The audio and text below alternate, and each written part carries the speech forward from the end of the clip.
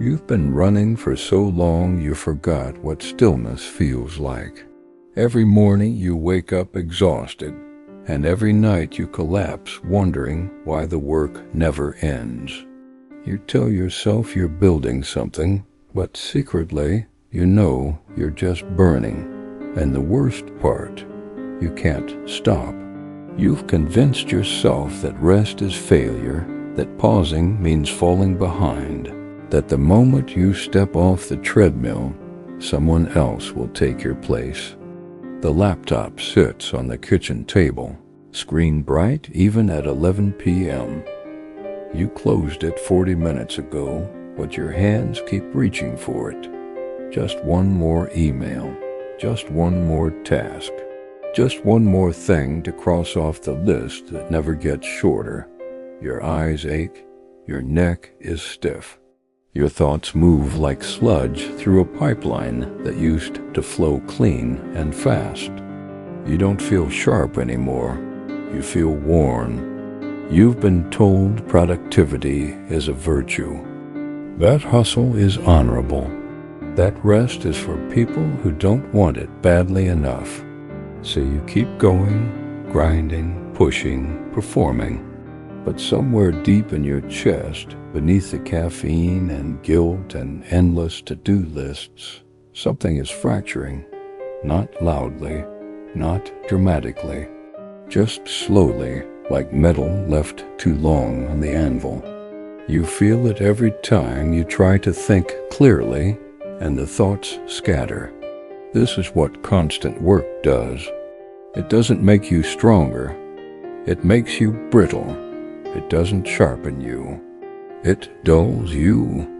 And the tragedy is that you keep believing the opposite, keep pushing harder, keep burning the candle at both ends, convinced that one day it will all pay off. But the candle is almost gone, and you're still holding the match. The question isn't whether you're working hard enough. The question is whether you're destroying yourself in the process. Hold on, subscribe. You already know this isn't like the other channels. This isn't quick fixes or surface-level motivation. This is the long, uncomfortable work of becoming someone you can respect. And it doesn't happen in one video. It happens across many, so commit. Seneca understood something most refuse to accept. The mind is not a machine. It's a living field. And like any field, it needs cycles, growth and stillness, effort and release, work and restoration. But we've been taught to fear the pause. We've been taught that stopping is weakness, that rest is laziness, that the only way to prove our worth is to never stop moving.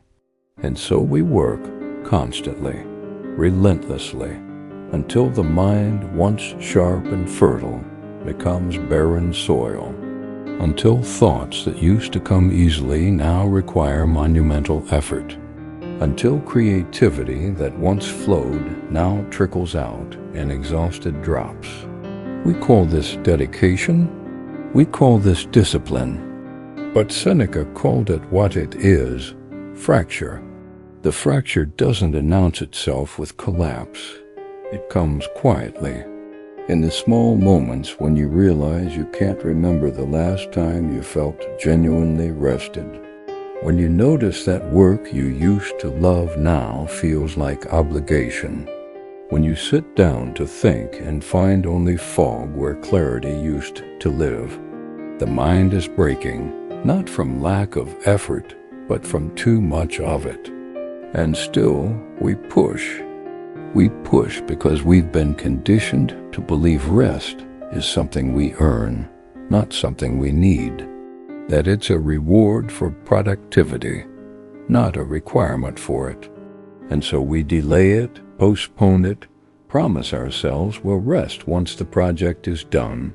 Once the deadline passes, once things slow down.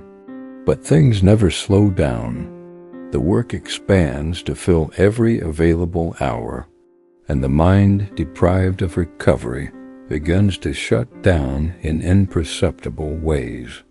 You feel it in the mornings when the alarm goes off and the first thought isn't energy but dread. You feel it in the afternoons when the simplest task takes twice as long as it should. You feel it in the evenings when you stare at the screen and realize you've been reading the same sentence for 5 minutes without absorbing a word. This is not laziness. This is exhaustion, and exhaustion left unaddressed becomes collapse. The home office has become a prison, not because of walls, but because of rhythm. There is no boundary anymore between work and life.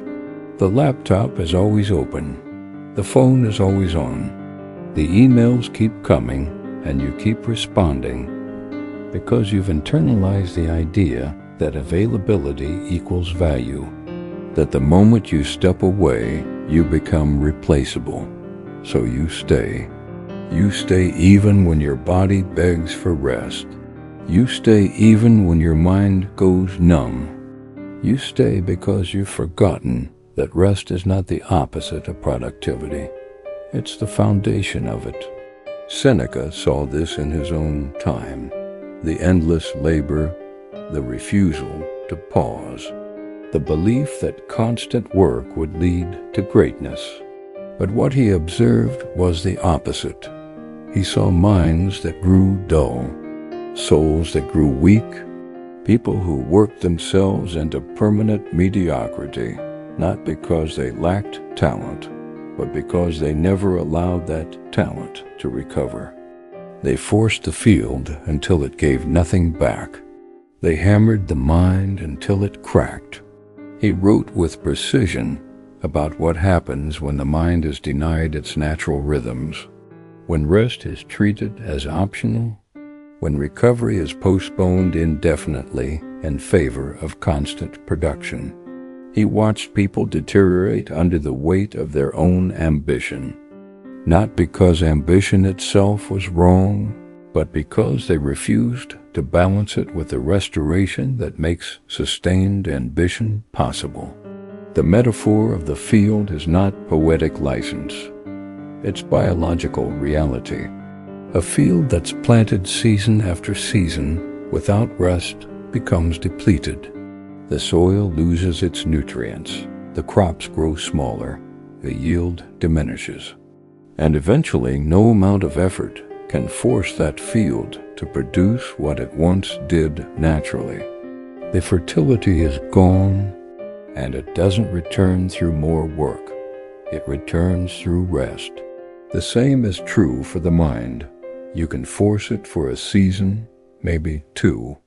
You can push through exhaustion with willpower and caffeine and the belief that you're stronger than your biology. But you're not. No one is. And the mind, deprived of the recovery it needs, begins to fail in ways that are difficult to reverse. Caleb sits at the kitchen table at 1:47 a.m. The apartment is silent except for the hum of the laptop fan, a sound that's become the soundtrack to his life.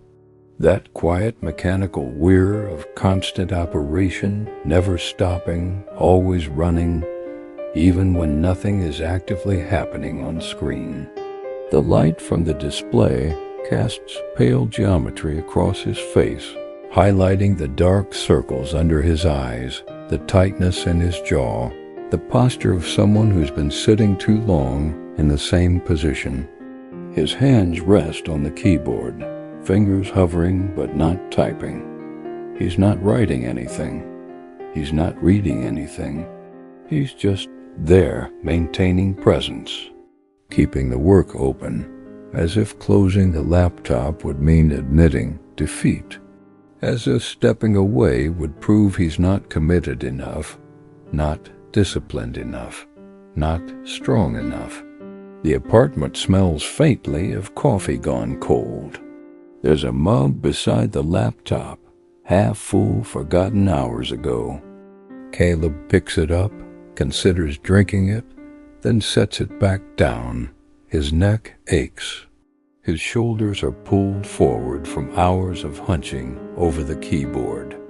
He rolls them back, hears the small crack of tension releasing, and then settles back into the same collapsed position. The work isn't difficult. That's the strange part. It's not complex or demanding, it's just constant. A stream of small tasks that never ends. Emails to answer. Documents to review. Messages to respond to. Each one insignificant on its own, but together they form a weight that never lifts. Caleb has been carrying that weight for so long he's forgotten what it feels like to set it down. He opens his email, scans the inbox even though he checked it 20 minutes ago. Nothing new, nothing urgent. But the habit is there, deep and automatic, like scratching an itch that doesn't exist. He tells himself he'll finish in 10 minutes. He's been telling himself that for the past 3 hours. Outside the window, the street is empty. A single street lamp casts long shadows across the pavement. The city is asleep. The world is resting. And Caleb is still here, alone in the dim glow of a screen, grinding through tasks that could wait until morning, but feel urgent simply because they exist. His fingers move across the keyboard, typing words that don't carry weight, sentences that are functional but empty. The work gets done, technically, but it's lifeless. It lacks the clarity and precision it used to have. It lacks the energy that comes from a mind that's had time to rest, to think, to process. Caleb can feel the difference, even if he won't admit it. He's not creating anymore.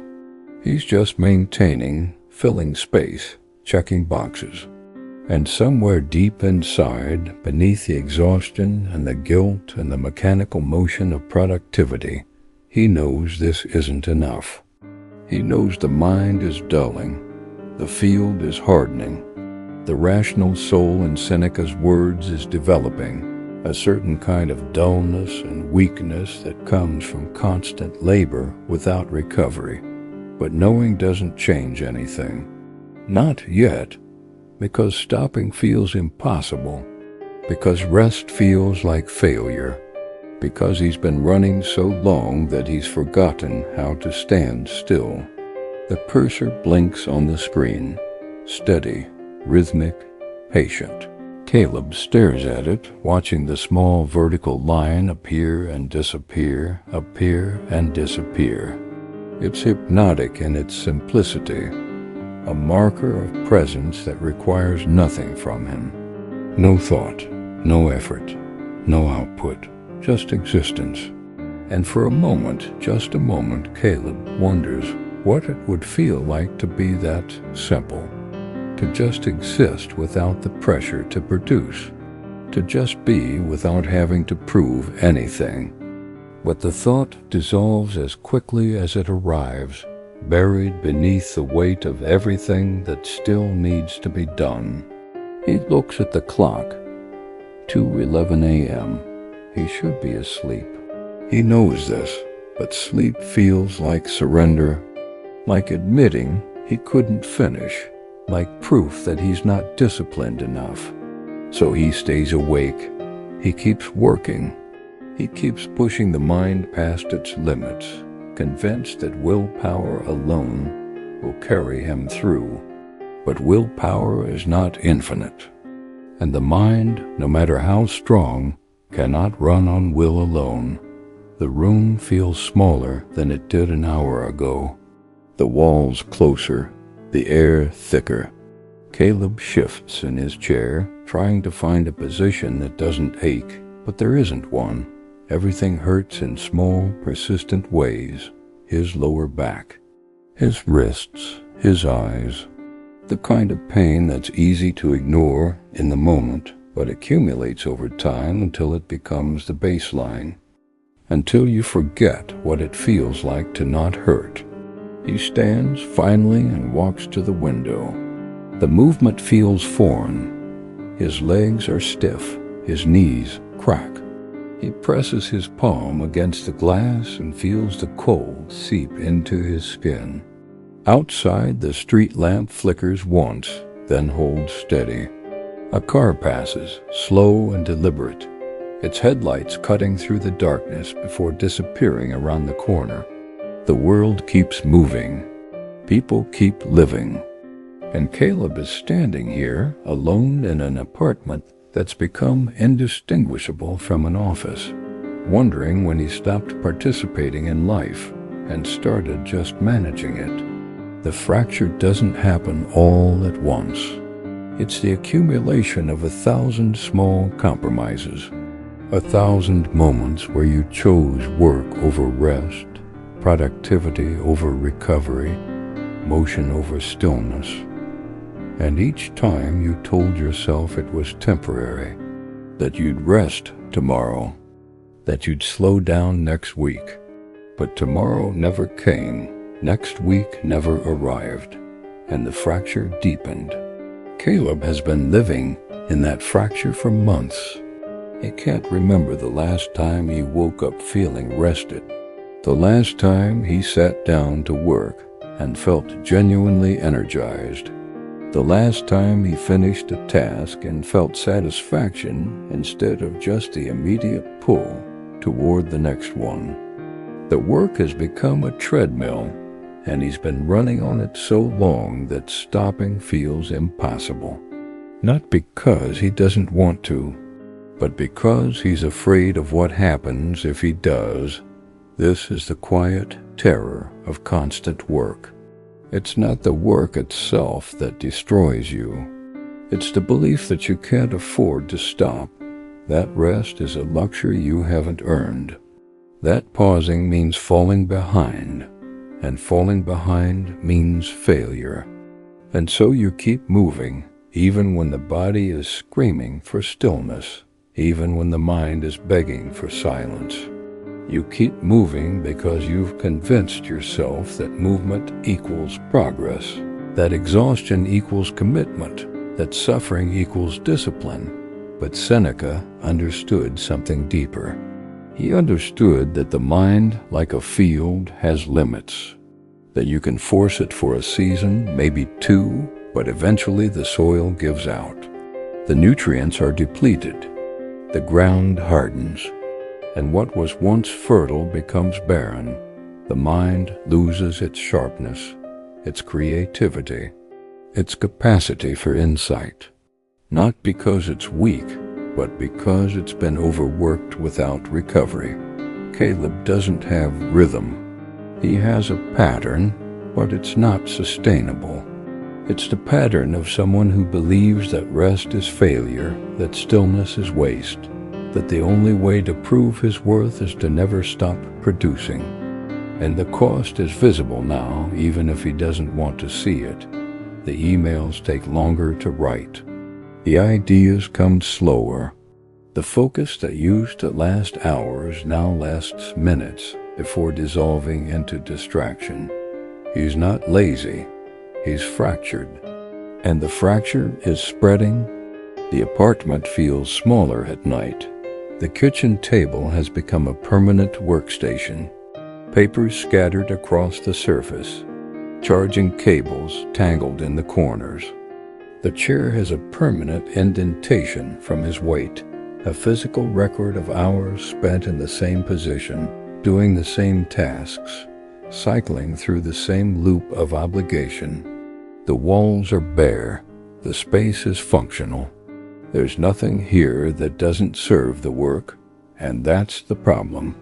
There's a specific kind of loneliness that comes with working late into the night. It's not the loneliness of being alone. It's the loneliness of being the only one still grinding while the rest of the world has permission to rest. It's the feeling that everyone else figured out the off switch, and you're still searching for it. Convinced it doesn't exist or that you're not allowed to use it. Caleb walks back to the table and stares at the laptop. The screen has dimmed slightly, entering a low-power state. There's a certain irony in that. The machine knows when to conserve energy. It has built-in protocols for preservation. When it's not being used, it powers down. It enters minimal operation to preserve resources. And when it wakes up, it functions better, faster, more efficiently, because it's had time to recover. But Caleb doesn't have that protocol.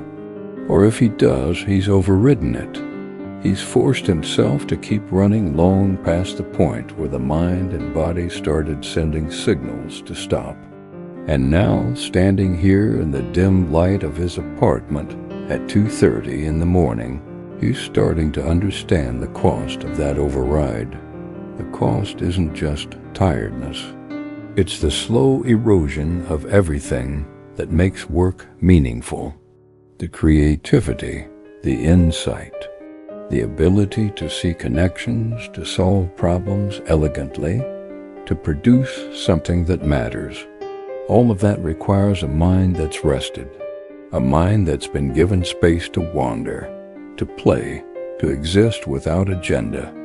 And Caleb hasn't given his mind that space in so long that he's forgotten what it feels like to think clearly. There's a memory that surfaces sometimes, usually late at night, when exhaustion is heavy enough to break through the defenses. Caleb used to love this work. Not the specific tasks, those have always been mundane, but the process. The feeling of sitting down with a clear mind and watching ideas form. The satisfaction of solving a problem that seemed impossible an hour ago. The quiet pride of finishing something well and knowing it mattered. That feeling is gone now, or buried so deep beneath the weight of constant work that it's indistinguishable from numbness. He doesn't sit down to work with excitement anymore. He sits down with resignation, with the grim determination of someone who's accepted that this is just how life is now. An endless cycle of tasks that regenerate faster than they can be completed. A treadmill with no off switch.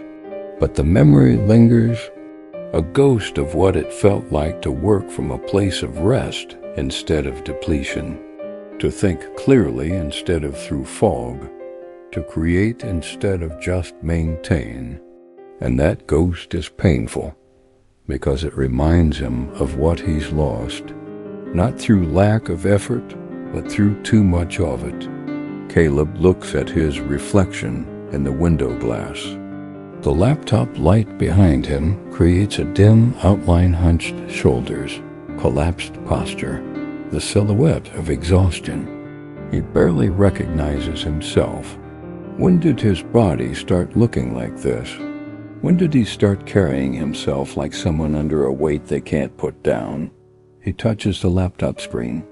Just barely, his finger rests on the cool surface. He could open it, could dive back into the work, could push through for another hour, another 2 hours, until the sun comes up and exhaustion is so complete that sleep is no longer optional. That's what he's done for months. That's the pattern. That's the rhythm he knows. But tonight, something is different.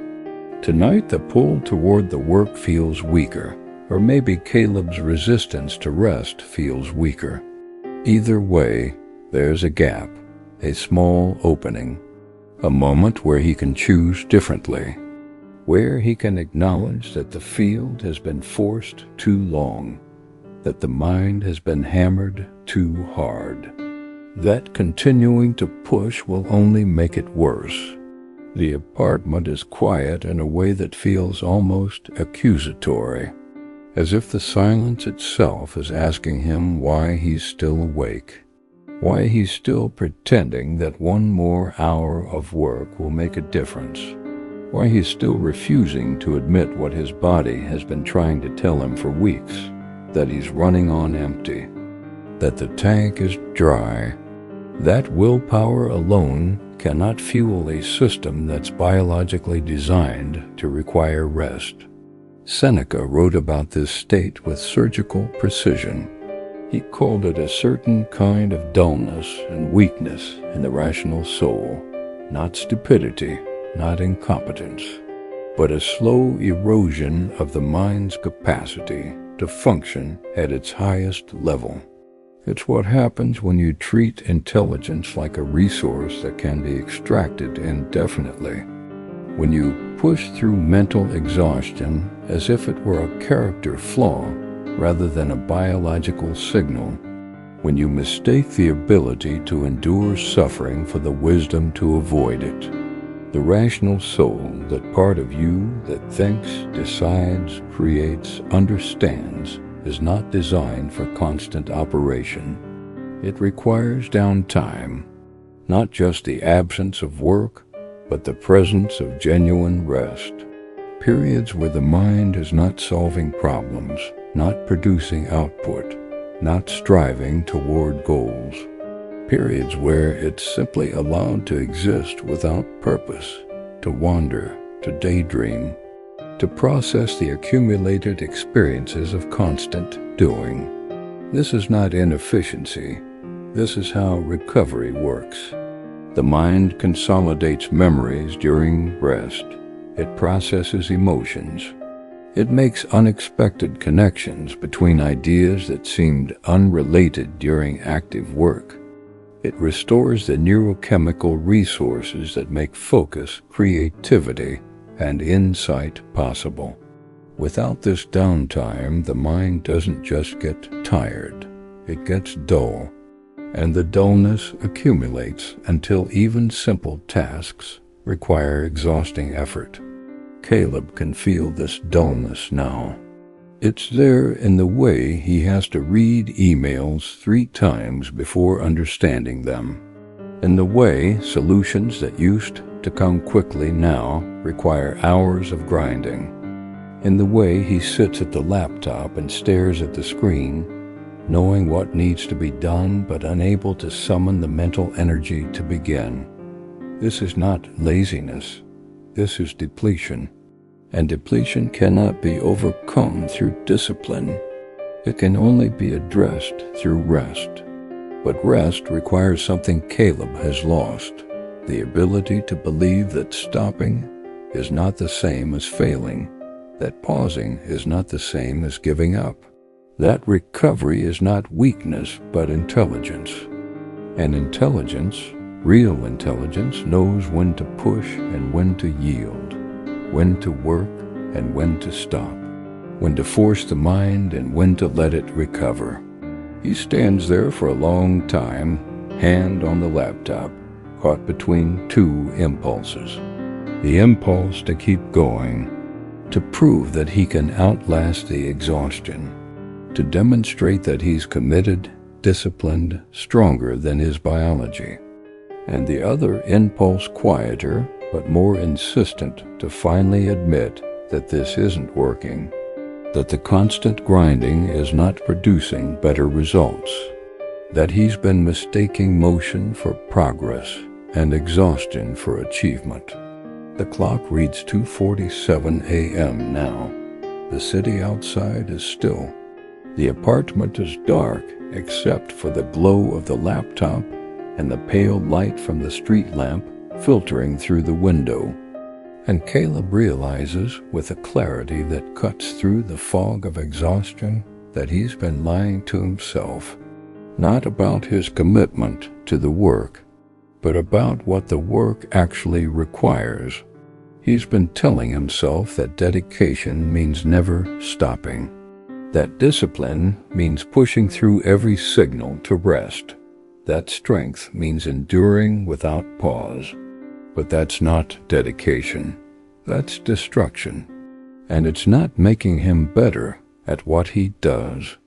It's making him worse, slower, duller, less capable with each passing week. The work he's producing now is not the work he's capable of producing. It's the work of someone running on fumes. The work of a mind that's been forced past its natural limits. the work of a field that's been planted too many seasons without rest. And the tragic part is that he keeps believing if he just pushes a little harder, stays up a little later, forces himself a little more, the quality will return. But it won't, because that's not how living systems work. Living systems require cycles. They require periods of exertion followed by periods of recovery. They require the wisdom to know that rest is not the opposite of work, but the prerequisite for work that matters. And Caleb has been fighting this wisdom for so long that he's forgotten it's even there. His hand moves from the screen to the laptop lid. He hesitates. This feels enormous. Not the physical act closing a laptop is simple, but the symbolic weight, because closing it means admitting something. It means acknowledging that he can't keep running like this, that the mind needs rest, that productivity without recovery is just a slow path to collapse. And collapse is no longer theoretical. It's here, present, waiting in the fog of his thoughts, in the dullness of his reactions, in the emptiness he feels when he tries to care about work that used to matter. Block 3. And then, in a gesture so simple, it almost feels anticlimactic, Caleb closes the laptop completely. Not just the screen dimming, not just sleep mode, but fully closed, shut, done. The light cuts out, the room darkens, and in that darkness something shifts. The apartment is silent now in a way it hasn't been for months. The hum of the laptop fan, that constant mechanical companion, is gone. The only sound is the faint whisper of traffic somewhere in the distance and the quiet rhythm of his own breathing. Caleb stands there, hands resting on the closed laptop, and feels the absence of pressure. Not relief yet, just absence. Like a sound that's been constant for so long that when it stops, the silence itself is almost unbearable. He walks away from the table, not toward the bedroom, not toward anything specific, just away. His body moves through the small apartment, from the kitchen to the living room, from the living room to the window, from the window back toward the center of the space. He's not pacing, he's just moving, allowing his body to exist in motion that isn't directed toward productivity, motion without purpose. And it feels strange, uncomfortable, almost transgressive. The couch is there, a piece of furniture he hasn't used in weeks because it's not part of the productive loop. The cushions are stiff when he sits down, unfamiliar. He sinks into them slowly, and his body remembers what it feels like to sit without a task, to exist without an agenda.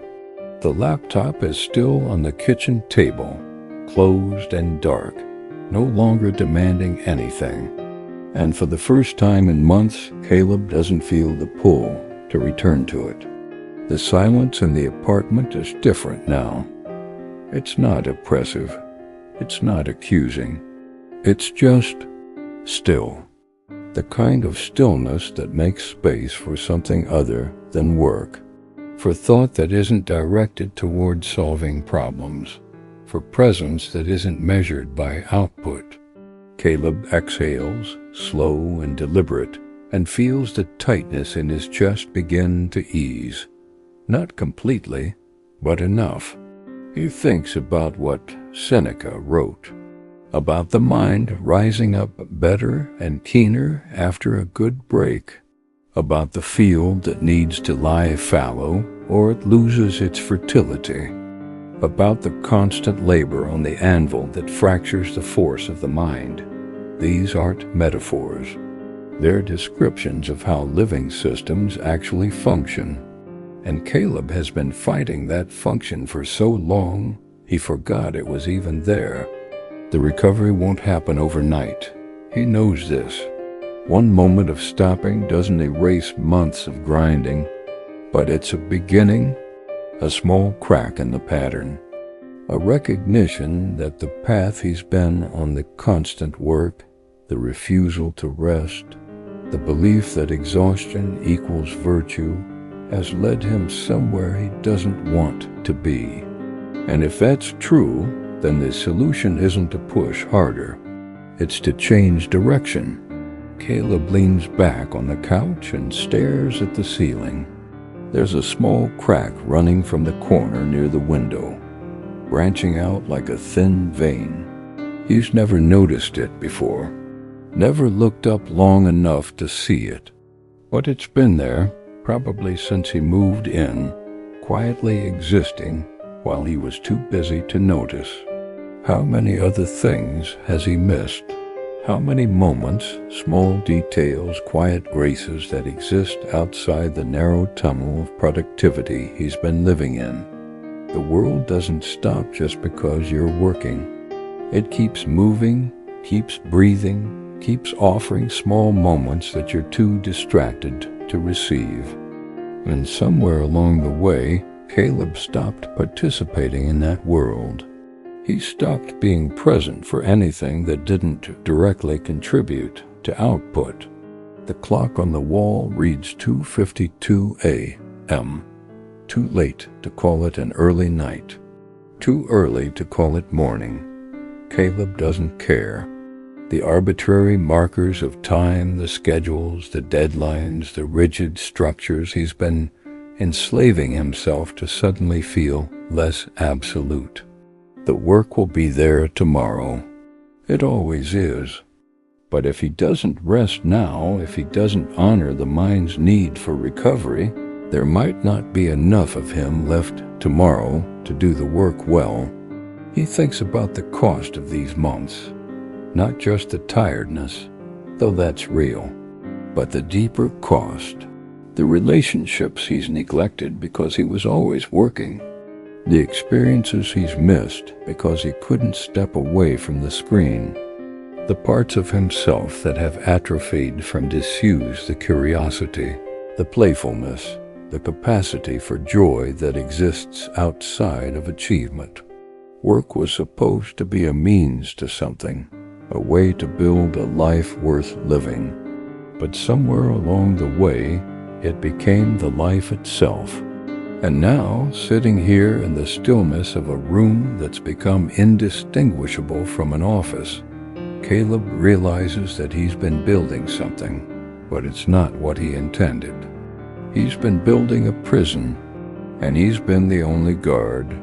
The choice he made tonight to close the laptop, to step away, to finally admit that rest is not weakness, is not a solution. It's a beginning. The field has been forced for too long. The soil is depleted. The mind is fractured.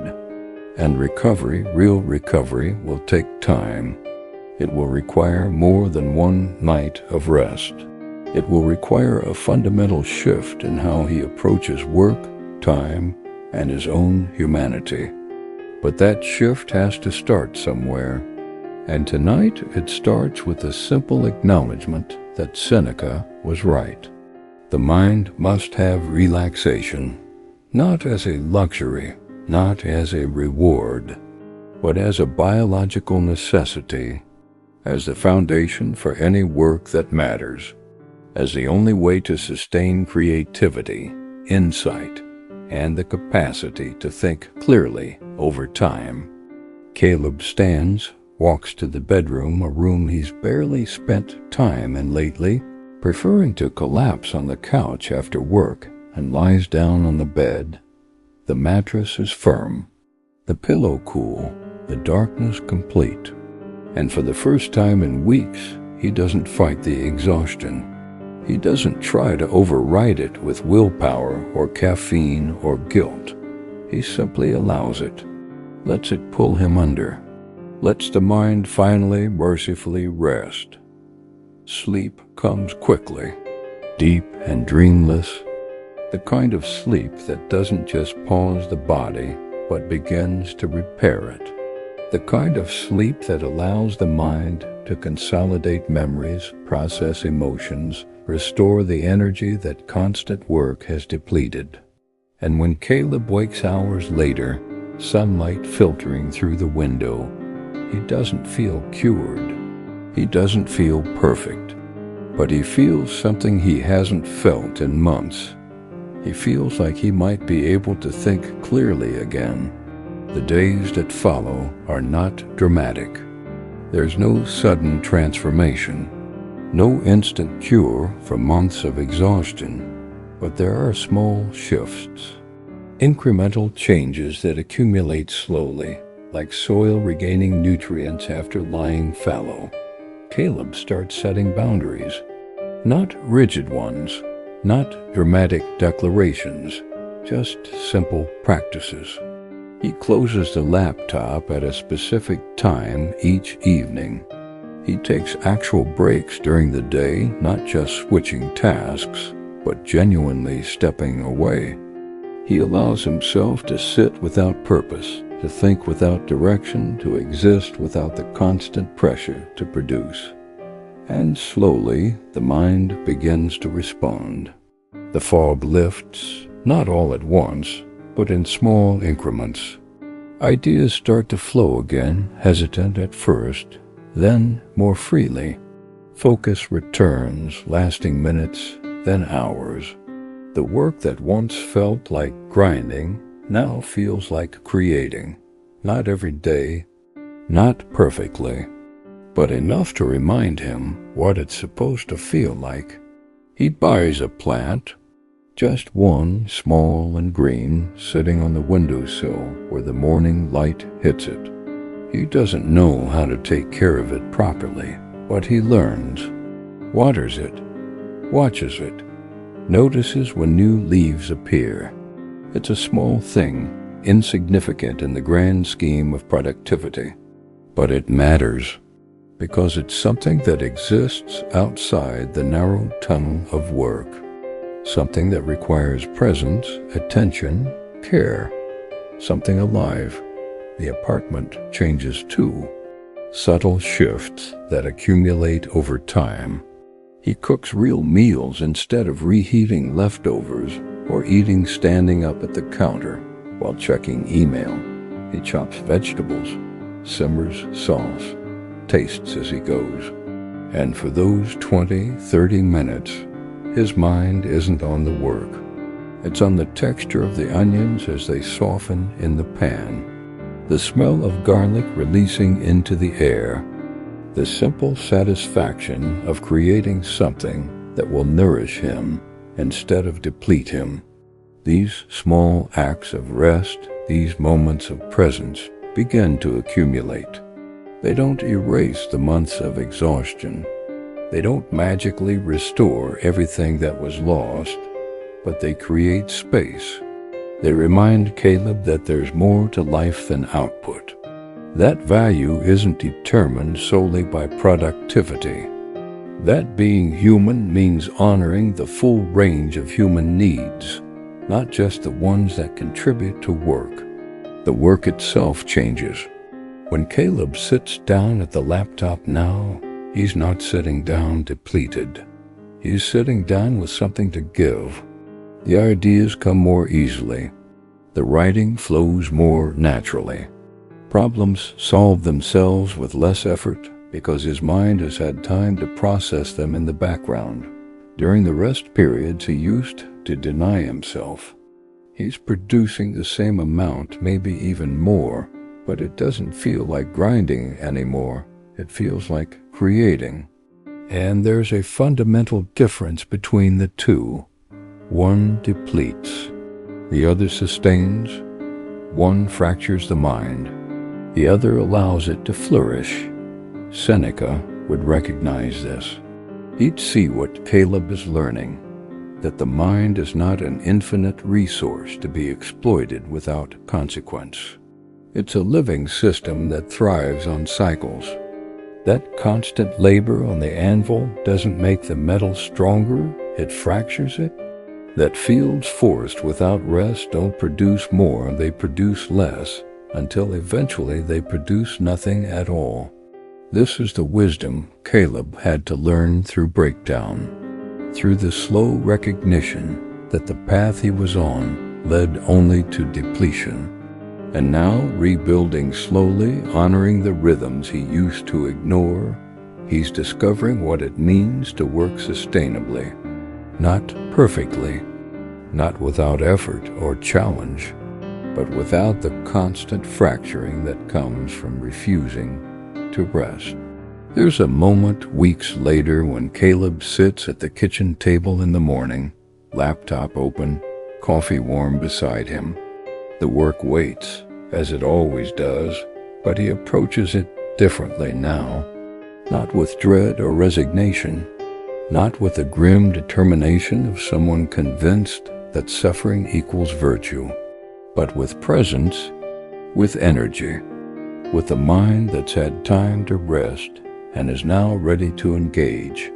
The words come easily, the ideas flow. Problems that seemed impossible yesterday now have solutions that feel obvious. This is what a rested mind can do. This is what Seneca promised. The mind rises up better and keener after a good break. The field produces more abundantly when given time to regenerate. The rational soul recovers its strength when released from constant labor. Caleb works for 2 hours. Focused but not frantic, engaged but not exhausted. And when the natural stopping point arrives, when the idea is complete, when the section is done, he closes the laptop. Not with guilt, not with the anxious sense that he should keep pushing, but with satisfaction. He did good work, and now he can rest. And tomorrow he'll do good work again. Because that's how sustainability works. That's how you build a life that doesn't destroy itself in the pursuit of productivity. That's how the field stays fertile. That's how the mind stays sharp. That's how the rational soul maintains its strength instead of developing the dullness and weakness that comes from constant labor without recovery. The plant on the windowsill has grown. New leaves have appeared, bright green and reaching toward the light. Caleb waters it, checking the soil with his finger the way the instructions said to. The simple act grounds him, reminds him that growth requires patience, that you can't force a plant to grow faster by pulling on its leaves. You can only create the conditions for growth: water, light, soil, and then wait. Trust the process. Honor the cycles. The same is true for the mind. You can't force it to be creative, sharp, alive by working it harder. You can only create the conditions for those qualities to emerge naturally. And those conditions include rest. They include space. They include the willingness to step back, to pause, to allow recovery to happen, not because you're weak, but because you're wise enough to understand how living systems actually function. The work will always be there. The tasks will regenerate. The demands will continue. But you don't have to meet them from a place of depletion. You don't have to force the field until it gives nothing back. You don't have to hammer the mind until it cracks. You can choose differently. Rest is not the opposite of productivity. It's the foundation of it. Stillness is not the absence of discipline. It's the presence of wisdom. Recovery is not weakness. It's sustainability. And a life lived honoring these cycles, work and rest, effort and recovery, growth and stillness, is a life that can continue without fracturing. Walk forward. Work with intention. Rest with purpose. Honor the cycles. Let the mind recover. Let the field breathe. And when you return to the work, return sharp. Return clear. Return alive. The next truth is waiting. The next realization is forming. The next chapter of this journey is ready to unfold, and you'll meet it better, clearer, stronger, more alive if you've allowed yourself to rest first.